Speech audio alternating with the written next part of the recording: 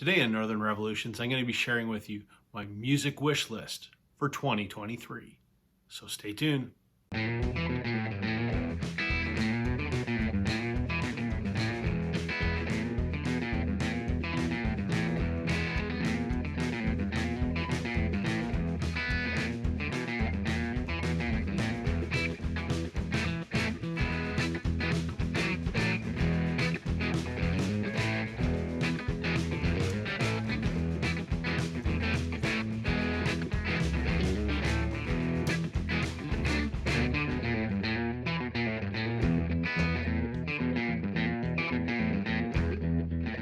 Hey, Evonic community, welcome to Northern Revolutions. I'm Rob. Welcome back if you're returning. Welcome if you're new. Today, as I mentioned in the intro, I'm going to be sharing with you my music wish list for 2023. This is actually a contest entry for Rod, Happy Hippie, the vinyl guy. It's his 4th anniversary on YouTube and he's running a contest. Even if this wasn't a contest, I still think I would do this video because I think it's a fantastic idea. Rod would just like us to share our music wish list for 2023. It could be anything from, concerts or records or, anything related to music. So I've got my list. Let's get to it. I'm going to start with the ones that are least likely to happen. But it's a wish list, so let's put it on there. Number 10, an Oasis reunion. I mean, I've wanted this for a long time, and Liam keeps talking about it.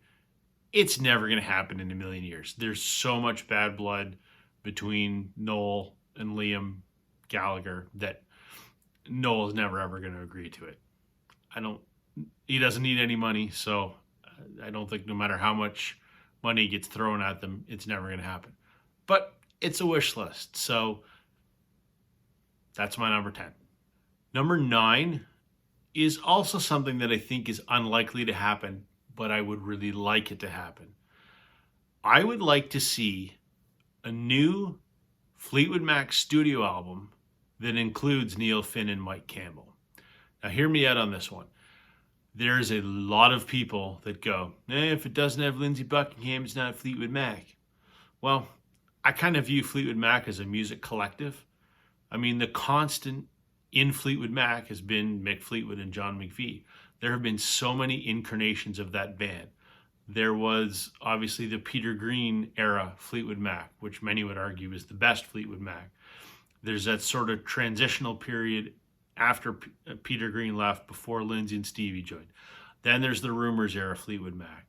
Then there's that one Fleetwood Mac album that has Becca Bramlett as the lead singer, which I actually like that album. Most people hate it. It's kind of the forgotten Fleetwood Mac album. Then there's the reunion lineup, and now the post Lindsey Buckingham lineup with Neil Finn and Mike Campbell. Yes, it took 2 people to replace Lindsey Buckingham, and do they replace him? No, they just bring something different to it. But I don't see it as any different than any other lineup of that band. I really like Mike Campbell, former Heartbreaker. I like Neil Flynn's stuff with Crowded House.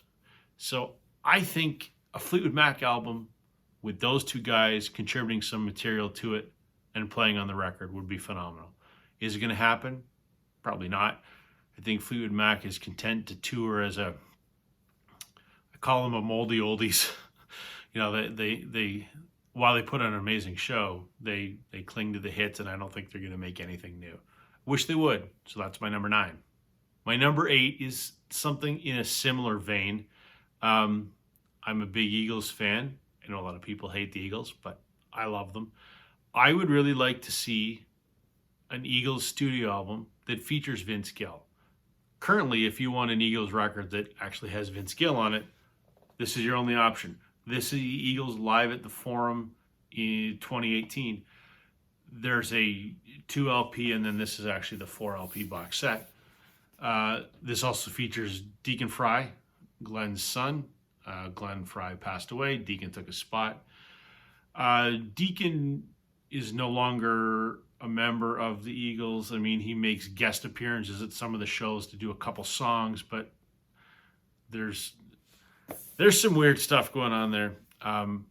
If I had my thoughts on it, I don't think Don Henley wants him in the band. I think he only wanted him in the band to honor his father, to get fans to sort of stay along with the Don Henley version of the Eagles. That's my thought. I think I'm probably close to the mark because Henley's such an asshat. But nevertheless, I like this version of the Eagles, and I liked it with Deacon Fry. But Vince Gill is a great guitar player, very good songwriter. I'm not into country music per se, but I mean, he fits well into the band. And I think it would be very interesting to hear a new Eagles album with some contributions from Vince Gill, and also to hear him play on it beyond just this live record. Again, like the Fleetwood Mac example, I don't think it'll happen because Henley is too content to ride on the legacy of what the Eagles was. Um, Nevertheless, that's my number 8. Number 7 is, I think, as equally unlikely as all of the other things that I've mentioned. But that would be a reunion of Grace Potter and the Nocturnals. I've mentioned this band before. I absolutely love this band. They were a 70s flavored blues rock band from Vermont. This was their last album. It's called The Lion, the Beast, the Beat, which came out in 2012. Hard to believe it was 10 years ago. These guys were absolutely amazing. I've said it before that this band was greater than the sum of its parts. I wholeheartedly believe that. They were lightning in a bottle. But Grace, I think, got a little bit full of herself and wanted to go solo because she thought she was the talent. Well, she was absolutely part of it. Great songwriter, amazing performer, but without the Nocturnals, it's not nearly as good. They're never going to reunite. I think because primarily the co-founder of Grace Potter and the Nocturnals was the drummer Matthew Burr. Her and Grace were married. And then they weren't. She ended up divorcing him and marrying the producer from her first solo album. They now have a kid. His name's Eric Valentine. So I can't see Matt Burr ever burying the hatchet. And also the way that she left the band, there's a lot of bad blood. I know Scott Tournay, the guitar player, did not leave on amicable terms either. So I don't see this band ever getting back together, which is a shame because they were phenomenal. So, but since it's a wish list, number 7 is a Grace Potter and the Nocturnals reunion. Number 6, getting into something that's a little more realistic. I would really like to see a reissue of Sheryl Crow's Tuesday Night Music Club on vinyl. It was released for the first time, I want to say 4 or 5 years ago for Record Store Day.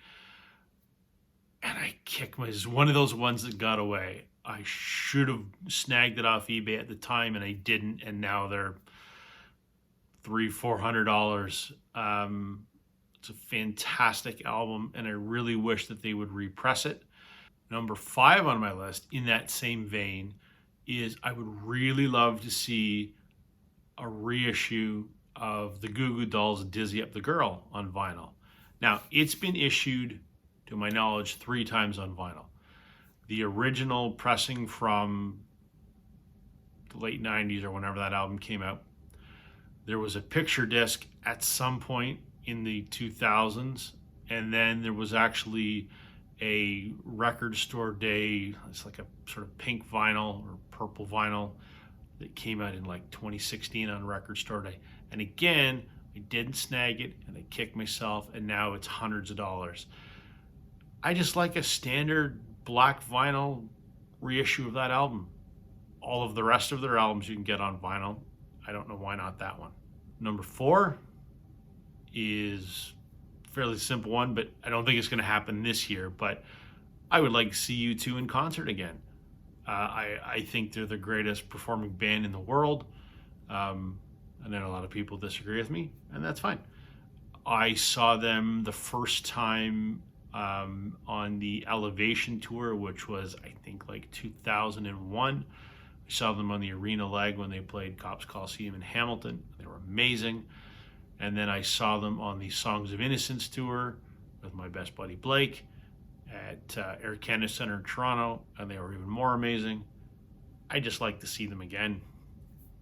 That simple. I mean, they're not touring right now, so hopefully the next time they do tour, they come to Toronto and I can see them again. Which brings me to number 3. I mentioned my best buddy Blake. My number 3 item on my wish list for 2023, I would like to see my buddy Blake get a record deal. Blake and I have been friends for 30 years. He's a musician and a very good one. In 2017, we put out this record. I say we. I'm not in the band, but behind the scenes, shall we say. Blake and I have a little label that we call Road Trip Records, which we just self-release his stuff. So this is his, we'll call it his second album.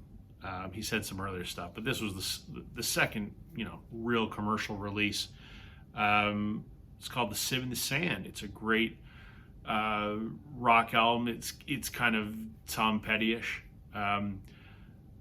Blake has just finished work on his newest record, which is called Ashes to Oceans.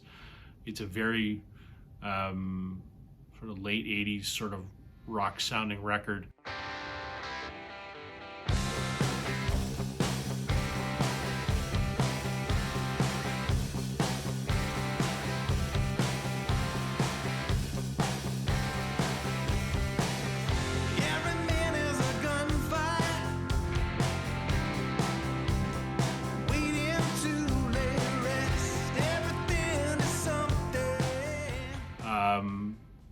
Really hope that an indie label gets to hear it.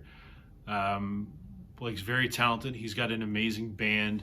It's himself, Bruce Dyes. He's a guitar player that's done some local session work with some pretty big names.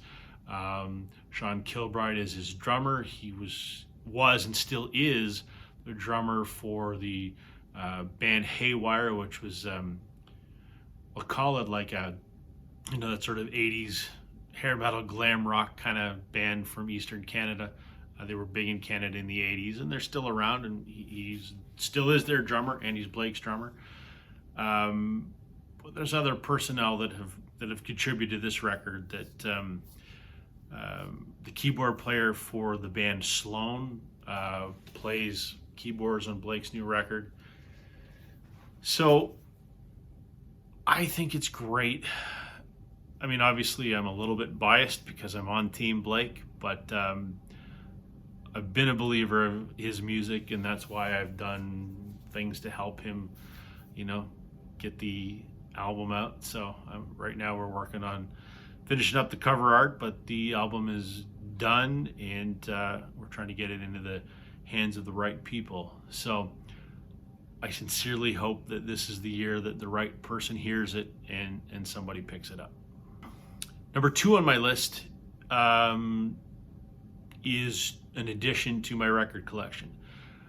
My holy grail at this point is a UK mono or stereo, but preferably mono, first pressing of the Beatles' Please Please Me on the black and gold Parlophone label. It was very limited first press from, if I'm not mistaken, I want to say like February of '63. There are not a lot of them out there. I have a third pressing from May of '63, but a first pressing is hard to come by, and they're quite expensive, on the order of several $1,000s. I would even be happy for one that's in kind of crappy condition just to say that I have one. So that's my number 2. I'd like to get that grail item added to my collection. My number 1 is, I mentioned my affinity for the band Blue Rodeo. country rock band from Toronto. I would love if Universal Music Canada would get off their ass and put out the rest of their catalog on vinyl. The first 5 albums were released on vinyl, and all the current stuff going back 10 years is on vinyl, but there's a big chunk in the middle that has never been issued on vinyl. 1995's Nowhere to Hear, 1997's Tremolo, 2001's Palace of Gold, 2007's Small Miracles, and just for good measure, the 1999 Just Like a Vacation. All of these are fantastic records. I wish they would come out on vinyl. The band wishes they would come out on vinyl, but it's not up to them. It's up to Universal, and for some reason, they have their thumb up their butt. Who knows? Anyway, I'd like to see the remainder of Blue Rodeo's catalog issued on vinyl. The last thing that Rod wants us to do for his contest is, I mean, I guess it's a thought exercise. It's not as maybe as morbid as it might seem, but what he is asking us to answer is, who would we give up to get somebody back? So what current musician would we give up to get somebody back? So the first part of that question, who would I want back? With no question, John Lennon. Obviously, I'm a huge Beatles fan. John was my favorite. Unfortunately, I only got to share the planet with him for 2 years. I was 2 years old when he was assassinated. So I would really like John back. And who would I give up? That was a tough question. I mean, I could list a whole string of people that I think are absolute crap, but I'm not going to do that. I would give up Drake. And here's why. I don't like Drake's music. I also think it's crap. But he seems to be one of the biggest, most popular artists today. He has countless accolades in terms of, record sales and most top tens. I don't even know what all the stats are, but I think that I would consider that a fair trade for what he represents to people of a younger generation that are into popular music these days. I think that's a fair trade. So Drake for John Lennon. That's my contest entry, Rod. I hope you found it interesting. Congratulations on 4 years on the vinyl community. I'm only coming up to 1 myself, so congratulations. That's everything for me today, everybody. Thank you for watching. Catch you on the flip side. Bye.